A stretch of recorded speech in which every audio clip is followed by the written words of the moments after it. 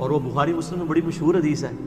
आप तो दरख्त के नीचे आराम कर रहे थे, तलवार साइड पे लटकाई हुई थी। एक अराबी आया दुश्मन,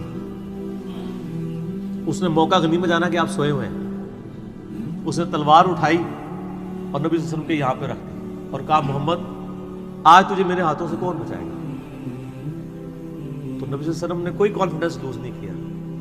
उनको पता था वल्लज़ी अरसला रसूलहु बिल हुदा व दीनिल हक़ लियुज़हिरहु अलद्दीन कुल्लिही। अल्लाह ने अपने नबी के पीछे अल्लाह है, उनका अल्लाह बचाएगा। अल्लाह जब सुना उसके हाथ कांपने शुरू हो गए, उसके हाथ से तलवार ही गिर गई।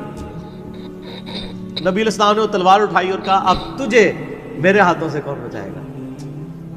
ये बुखारी मुस्लिम दोनों में ये वाक़या।